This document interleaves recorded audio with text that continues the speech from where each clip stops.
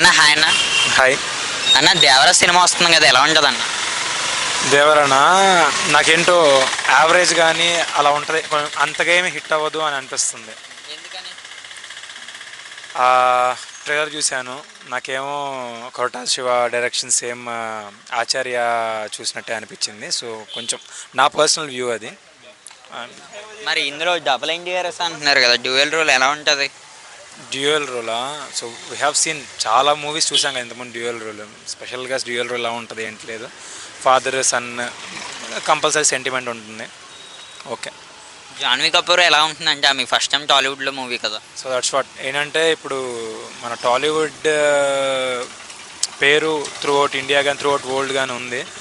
So maybe ఆ ఫేమ్ని other industries కూడా వాడుకుందాం అని చెప్పి మన వాళ్ళు కూడా దే గివింగ్ ఛాన్సెస్ అని చేసి అందరూ కలిసి వర్క్ చేస్తే which is good for film industry. చూస్తే ఈ సినిమా నుంచి సాంగ్స్ వచ్చిన ట్రైలర్ వచ్చింది, గ్లిమ్స్ వచ్చినాయి, మీకు బాగా ఏది నచ్చింది? నాకా గ్లిమ్స్ బాగుంది ఫస్ట్ది, ఏది బ్లడ్ ఎలా వెళ్ళడం అది బాగుంది. నెక్స్ట్ ఏంటంటే జనాలకి ఎక్స్పెక్టేషన్ పెరిగిపోయింది. సో ఇప్పుడు ఏంటంటే ఒక రకంగా ఈ ట్రైలర్ కొంచెం అందరిని సప్రెస్ చేసింది. ఒక రకంగా చెప్పాలంటే which is good. Movie release అవ్వడానికి టైం ఉంది కాబట్టి కొంచెం ఈ టైంలో జనాలు కొంచెం లోకి వెళ్తారు.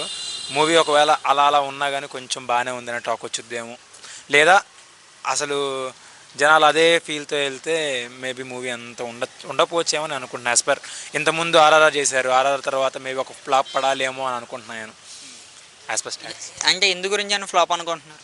యాజ్ పర్ స్టాట్స్ మన రాజమౌళితో తీసిన తర్వాత డెఫినెట్గా ప్రతి హీరోకి ఫ్లాప్ పడింది కదా. సో అది ఒకవేళ బ్రేక్ చేస్తే which is good.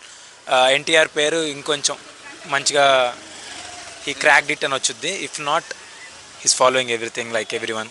Thank you అన్న. Yeah, thank you.